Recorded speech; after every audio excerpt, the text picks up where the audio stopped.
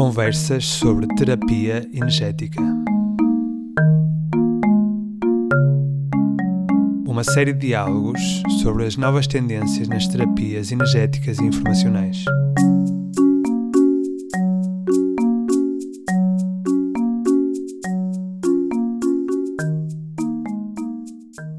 Olá a todos e sejam bem-vindos ao primeiro episódio de Conversas sobre Terapia Energética. Comigo, Hélder Pereira. Eu sou terapeuta e investigador na área das terapias bioenergéticas e informacionais e é com muito prazer que começo esta série em que pretendemos explorar realmente a inovação neste campo que eu penso ser de muito potencial e largamente inexplorado ou muito mal entendido e ignorado pela maioria da população, porque tem um potencial imenso no alívio de realmente dores e sofrimentos e sintomas, tanto físicos como emocionais nas pessoas, e acho que tem que ser explorado em muito maior profundidade e para benefício de todos nós, tanto individual como coletivamente. Neste primeiro episódio vemos uma pessoa muito especial, alguém que me inspirou muito para quando comecei este trabalho, porque eu encontrei o trabalho que fazia na internet. É um senhor americano que já depois de uma vida de trabalho decidiu dedicar-se seriamente, portanto, começar uma carreira nesta área e realmente fez o que está a fazer e fez um trabalho extraordinário e é com muito gosto que o temos aqui. Chama-se Leroy Malouf e, portanto, a conversa vai ser toda em inglês, é subtitulada e espero que gostem e que beneficiem do que se fala aqui. E podem comentar em baixo e fazer as perguntas que quiserem. Espero ver-vos nos próximos episódios. Muito obrigado. So, hello everyone, and welcome to the first installment of Conversations on Energy Healing. What I hope will be a series of talks on the topic of energy healing, instant energy healing, its applications, its benefits, and also with the aim of reaching as many people as possible in this, for me, this very relevant and very interesting and fascinating topic that I feel it's not known enough by the general public, and it should be, because the results it can give and the benefits it can give people in relieving emotional and physical suffering is really powerful. And I feel that we have to reach more people, and especially not only the already believers, but also the whole population, skeptics, the whole spectrum of people. And so we have to talk in a language that everybody can understand and make it clear and simple and objective and scientific even. So my name is Hélder Pereira, and I'm an energy healing therapy practitioner in Portugal. And I'm also a researcher for a few years on these themes. And also I'm an author. And for this first episode, we have a very special person, and it's very fitting that it's a man that I found on the internet, his work on the internet, and I already had been studying energy healing methods and systems for quite a while, and self-development and all these kind of things for quite a while. But when I saw this, and when I saw this work, this person making instant healing corrections and instantly relieving physical and emotional pains and suffering in people, I was fascinated, and really something internally clicked and told me that, this is what I was looking for and this is possible. And since then I had validated that myself, working with many people, and I see the same results, and it's really fascinating how we can relieve people's suffering so quickly and so efficiently. So his name is Leroy Malouf, and he's an energy healing practitioner from the United States of America, and who's been doing it for quite a while. And he's also teaching his own method and his own way of doing this work, which he calls energetic well-being process. and so it's really a pleasure and honor to be able to talk with him today. So hello, Leroy, how are you doing? Good, and thank you for your very kind introduction. You're very welcome. It's really heartfelt.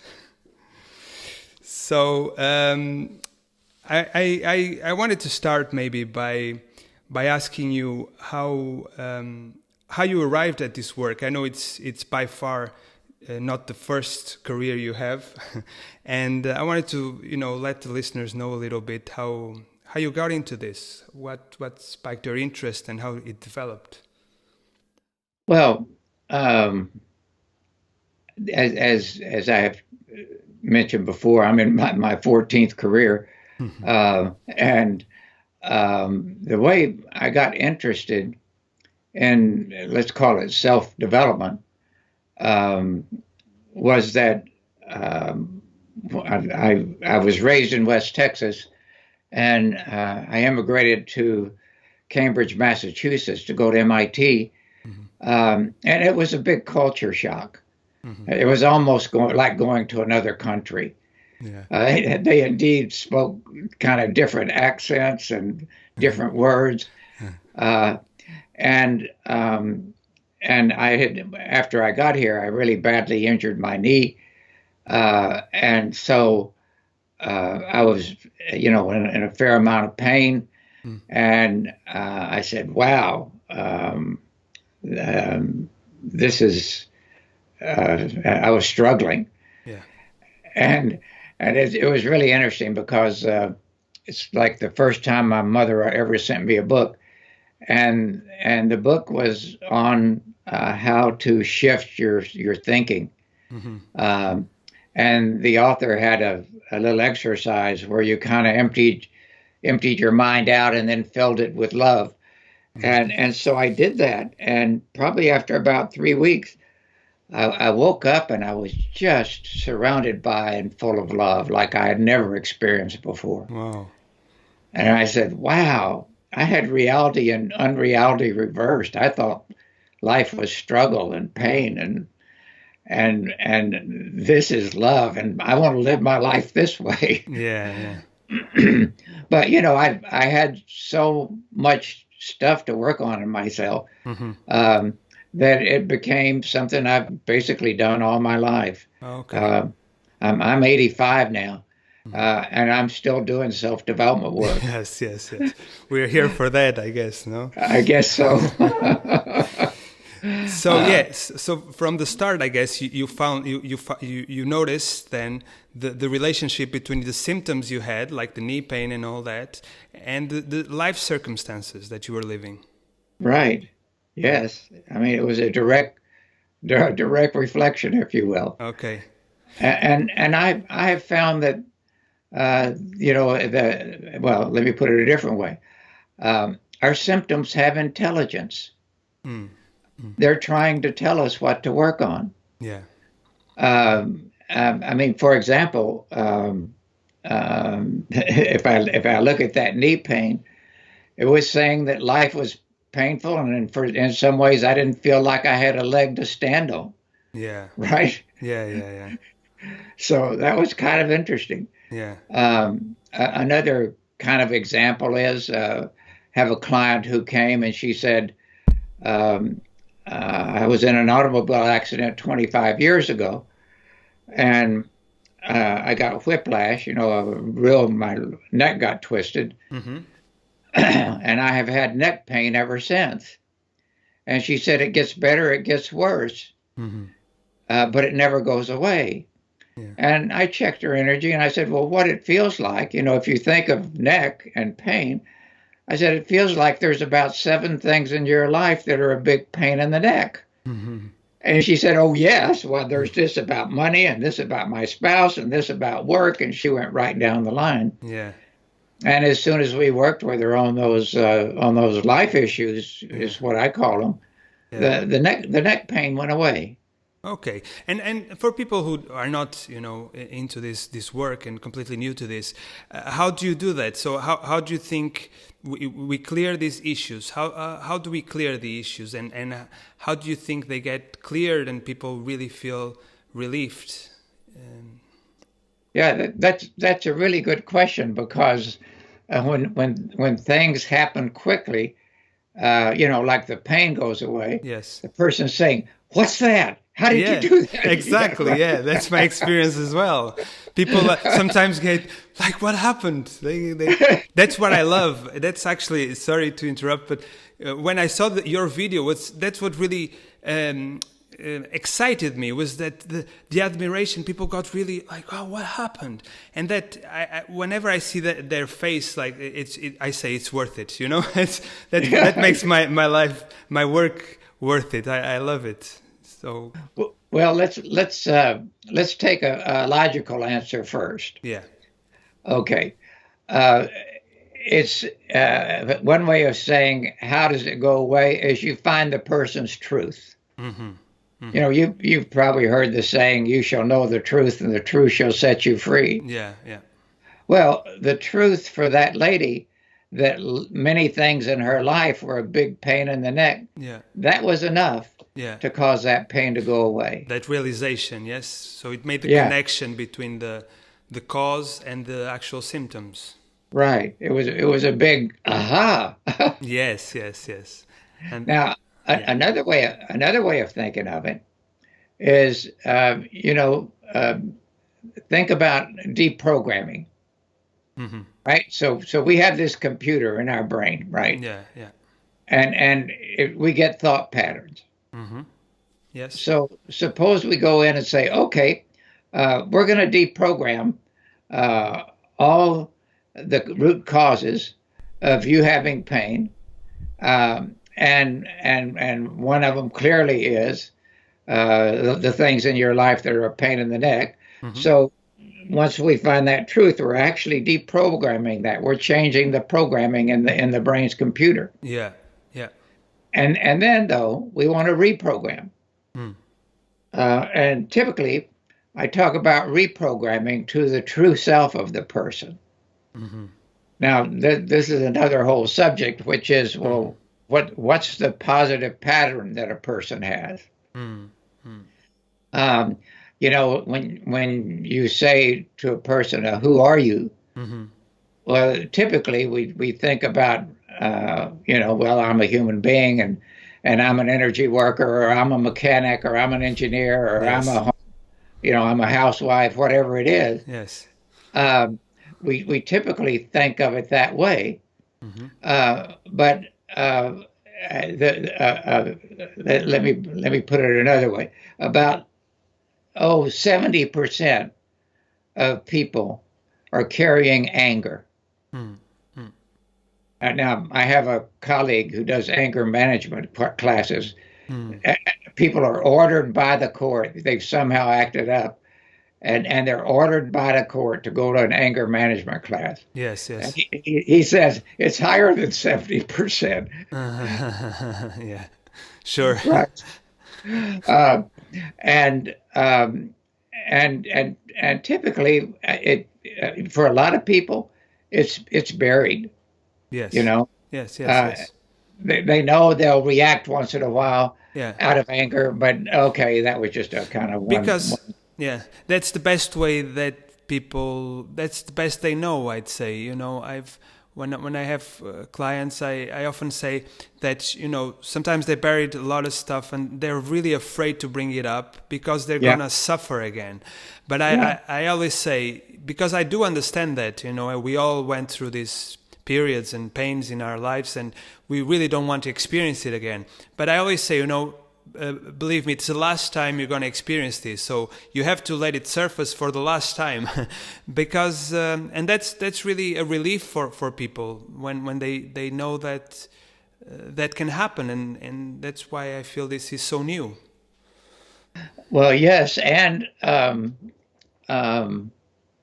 what people don't realize is that they've buried it. Yeah.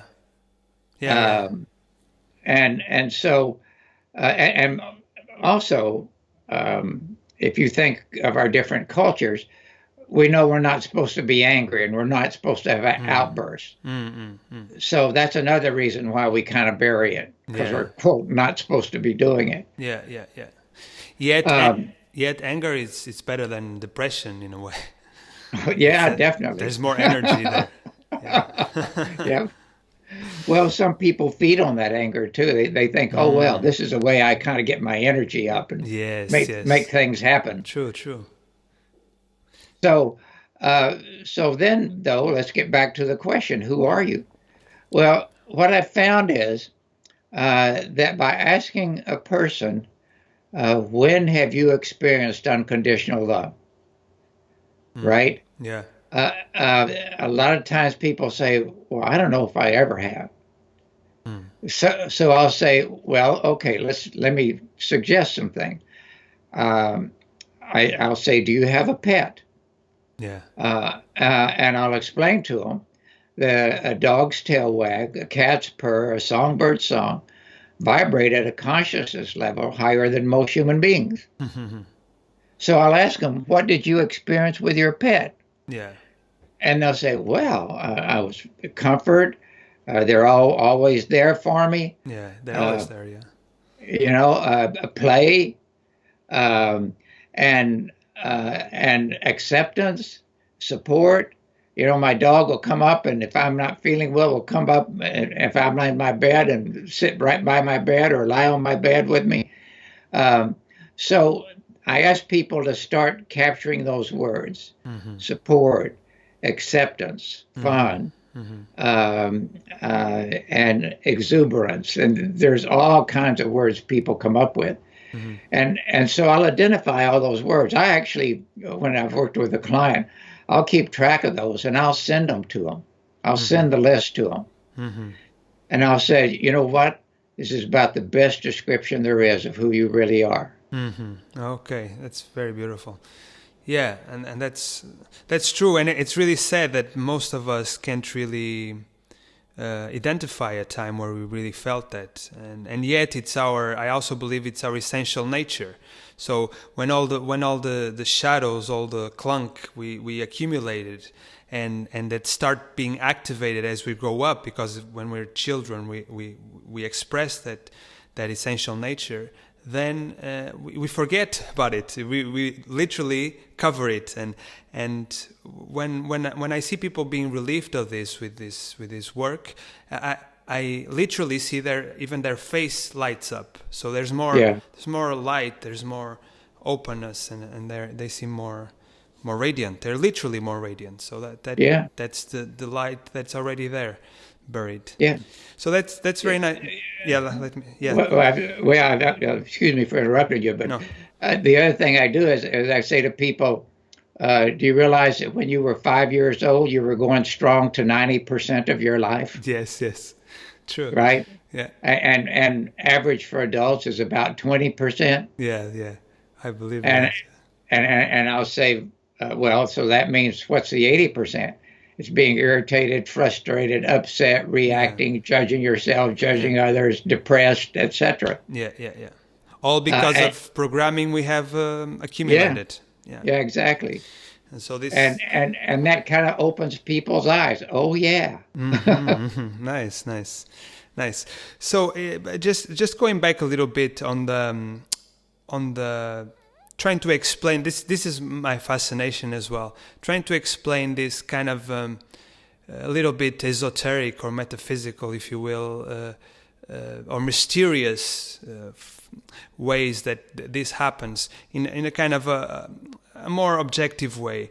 And sometimes, I'm working with clients, and I know from many experiences I had that you don't even have to verbalize what you're tuning into. So if I'm, for example, trying to help a person with pain on their back, for example, and I don't even verbalize it. Sometimes the information is so quick that I lose concentration if I have to verbalize. So I just, for example, I notice that it has to do with their low self-esteem, for example, or whatever. But I don't even have to verbalize. But the moment I see that, and I feel a transformation in me, so it's the correction from, as we use the term, from weak to strong. So when I see the transformation, that the person is strong for that feeling of low self-worth or whatever it is, then I feel the shift. I notice something happens in them, and I ask them, so how do you feel now? And so the pain gets better. And I've experienced this many times. I have no doubt that there's this connection. What do you make of this, and how would you explain it, or have you had thought about this? Well, again, it's helping to find what are the root causes. In other words, and I mentioned life issues before. See, another thing I say to people is we don't really have health issues. What we have are life issues. Mm-hmm. And when they get that connection, then that's eye-opening for them. Mm. But even without verbalizing, so we have to be connected, me and the other person, so that this happens, yes? Because even if it's just me seeing that for them, it happens. It does, and though it helps them to understand that the life issues are what's going on in terms of what's underneath it. Yeah. I had many people who never thought like that, and now they really take it seriously whenever they have pains or something.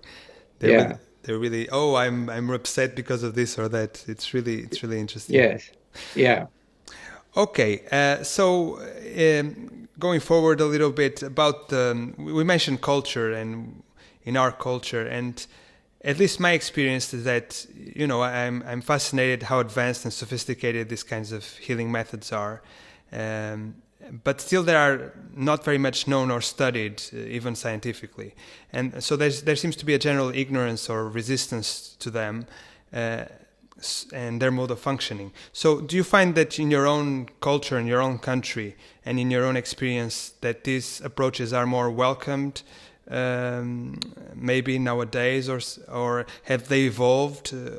People go for them when they are in suffering, or is just a last resource? Well, it's been evolving over time, and let's explain why people haven't initially gone for, let's call it, alternative means. You see, in the medical profession, the assumption is that if there's something physically wrong with you, that 98% of the root causes are physical. Mm-hmm. Yes. Still, which I think it's amazing how they still believe that. Right. But then what has happened is that, for example, people will go get a massage and they feel better. Or they'll go to a chiropractor and they feel better. Or they'll go get a Reiki treatment and they feel better. And they report back to the traditional medical people.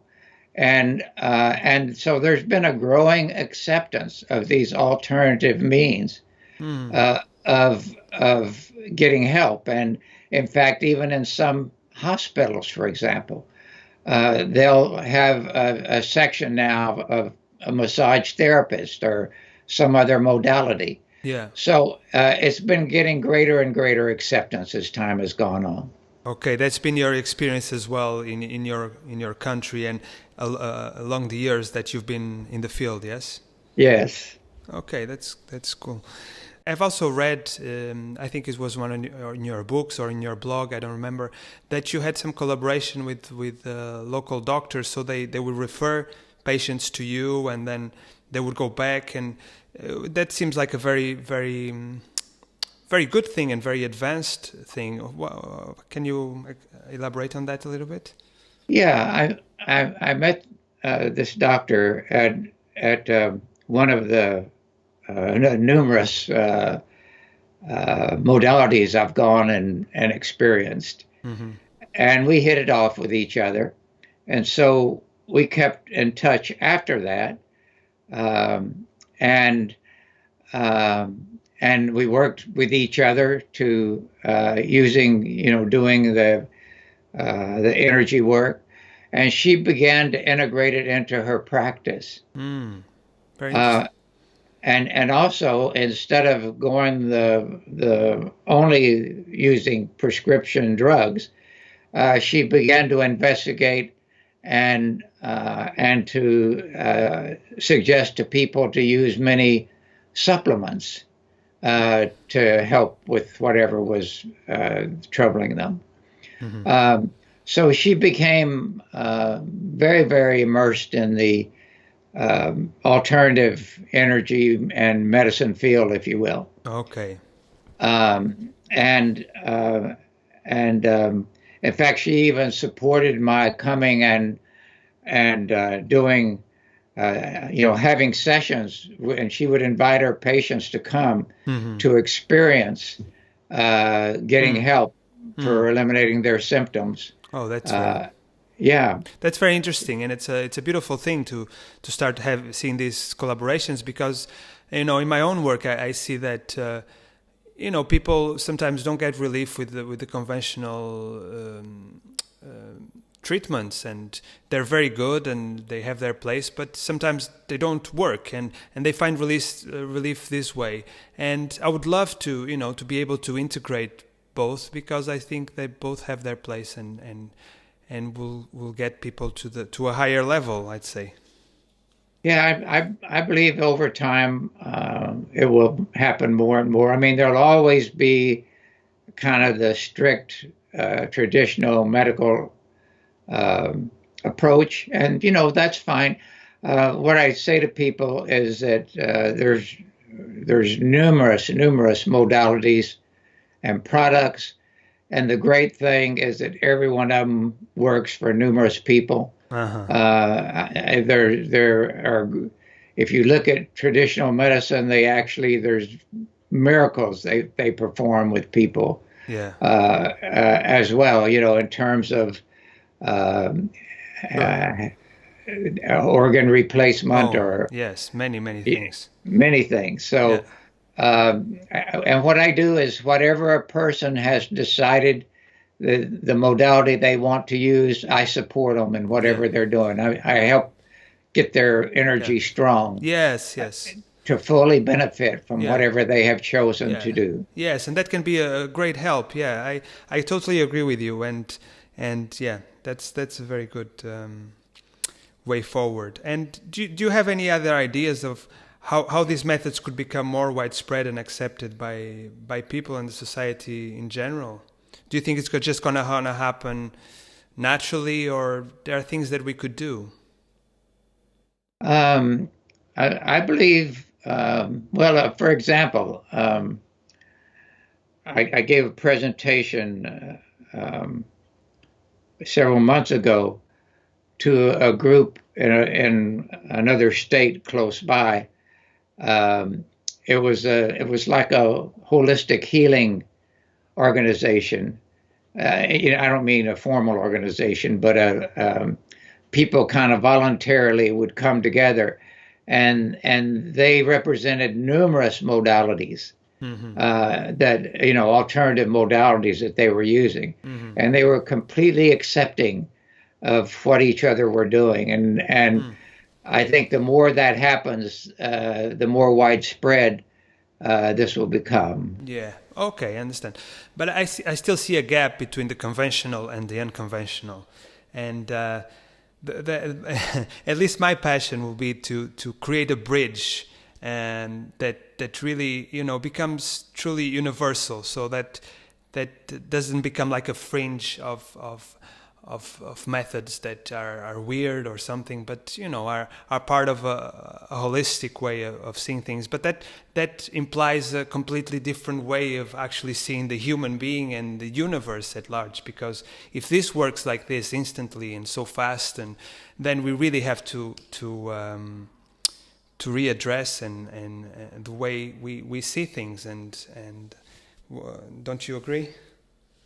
Well, yes, and I think the more, as I say, the more that we help people and they go back and report to their practitioners in traditional medicine, I believe there will be more and more acceptance. Okay, but that's the thing.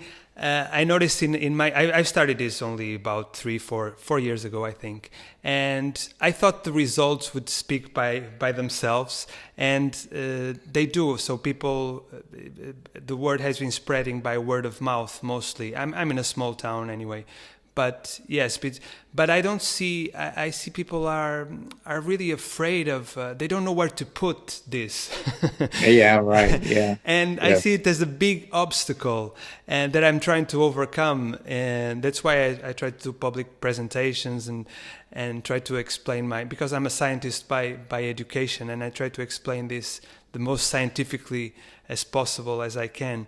But still, people really, mistake this for many things, and there's a big confusion and resistance regarding this. That's at least has been my experience.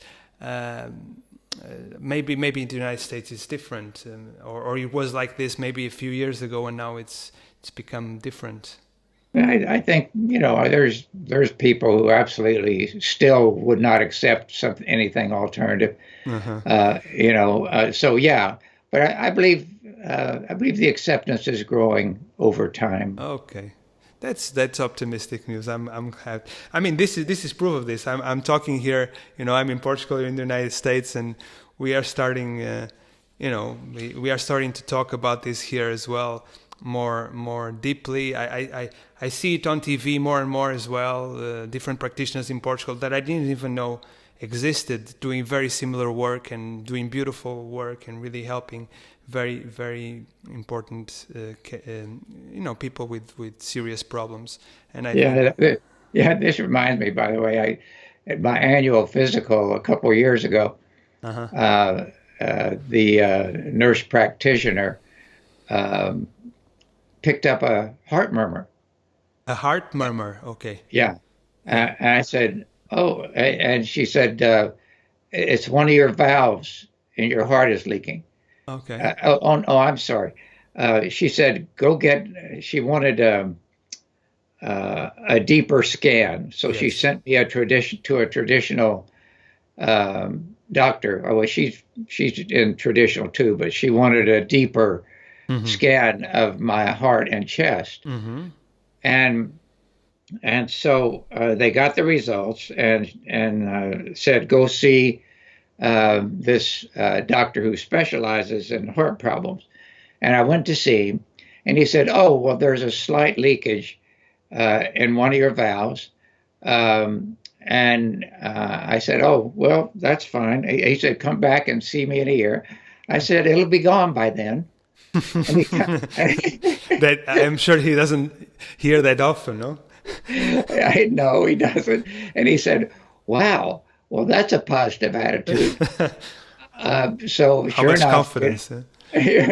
Sure enough, I cleared it away and went back to the nurse practitioner, and she was listening to my heart. And I said, I'm kind of curious. Did you hear the murmur?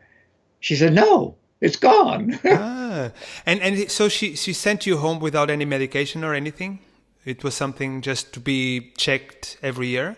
Yeah, it was just to be checked every year, right. Okay. And so you started working on it immediately? Was it hard working on yourself? How was the process? Oh, well, it's really interesting. I don't know if you've heard about the, let's see, there's an alternative practitioner in this country. There's a couple of examples. There's a practitioner in Germany who was working with a man, and the man, let me remember exactly how he said it. I don't remember exactly what part of his body had a problem, but what the man decided to do, he started saying to himself, every little cell, I'll use the heart, every little cell in my heart is happy. Every little cell in my heart is well. Right? That's one of the things I did with the heart murmur. Oh, right. Okay. And I'd say, every little cell in my valves is happy. Every little cell in my valves as well. So it's a kind of affirmations kind of thing. Yeah. Okay. And the guy did that, and whatever his problem was gone in a year. Okay. And You would do then, that every day, no? oh yeah, I was doing that every day. Okay. There are 2 or 3 little mantras like that I would use. Okay. And then there was, I think it was Greg Braden, I believe his name was in China, and was in. There are some medicineless hospitals in China, and he was in one of them. And 2 doctors were working on a patient that had a lump in their chest, and he was watching on a scan while they were doing it. He could see the lump, and while he was watching, the lump disappeared. And what I understood, he said the Chinese doctors were saying, already healed, already done. Yeah. Now, I don't know the literal Chinese translation, Yes, but that was the understanding I got. It was already healed, already done. And I use that with myself and others as well. Okay. Yeah. So it's again a question of seeing it happen. So when you see it that it's done, it's done. So again, we reach another level with this. We reach it's the real underpinnings of reality. So we could get into a big new topic here, because I believe this has to do with the new science of maybe quantum physics and all that, but we won't get into that. So you did all these affirmations and then you trusted it. You just felt that it was done. Yeah. Okay. That's really interesting. Already healed, already done. So you didn't work for a whole year on that? I don't know how long it took to actually do it, but I would just, without getting too upset about it or anything, I would just, whenever I thought of it, I'd just say that. It was done. Yeah. So you didn't think about using the instant healing methods on that? Well, this is another way of doing it. Yeah. So okay. So I understand just to say that there are many different ways of reaching a goal. Yeah. The same goal. The other thing I probably did too, and that's right. If you think of heart and how it signifies love, and if there's a problem, then another way of looking at it is to say, well, wait a minute. What's the problem with, if you take the vow, what's the problem of love not flowing in my life? Yeah. That's the metaphor, no? So I remember now I did some of that as well, and cleared away I found some things. I don't exactly remember what they were, but yes. I found some things and cleared those away as well. Yeah, nice. So, and the doctor was really surprised. Oh yeah. That doesn't usually happen then. No. All right, that's very nice story and inspiration for us. So yeah, it was. So just to finalize the conversation, then, do you have any final advice or final some words to our listeners about the things you learned? You already mentioned many things, but any specific things you would like to say?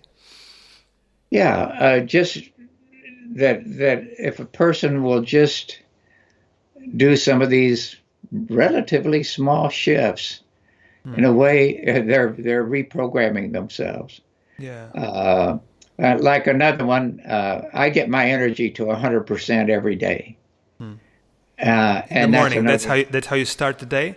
Yes. Okay. And if I forget to start it that way, I'll check it during the day and make sure it's at 100. All right. And so I suggest that's one of the things I suggest to people. Focus on your midline. Get more and more aware of what you do that goes weak and what you do that goes strong. Yeah. And start off by getting your energy strong every day. I said, what's the option?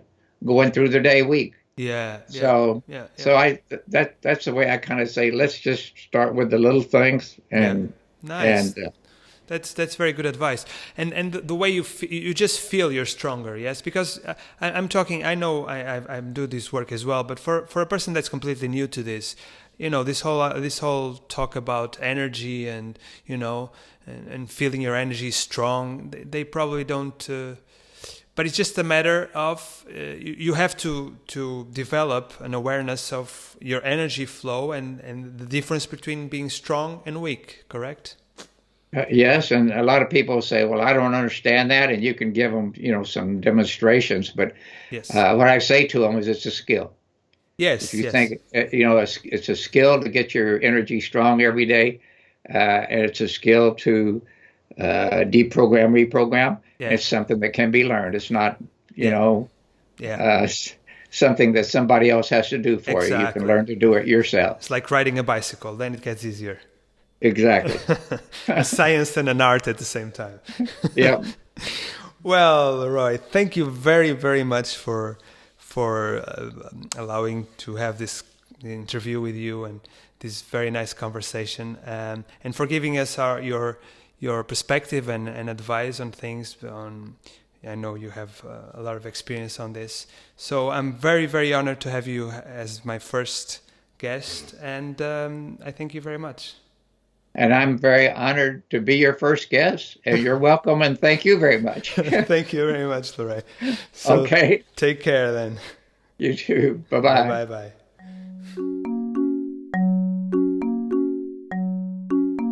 Thank you very much, also all our listeners, for listening to our first episode on Conversations on Energy Healing. I hope it was helpful to you. I hope it makes you think about these issues and really get to know alternative ways of being well and getting well and staying well. So thank you very much, and see you next time.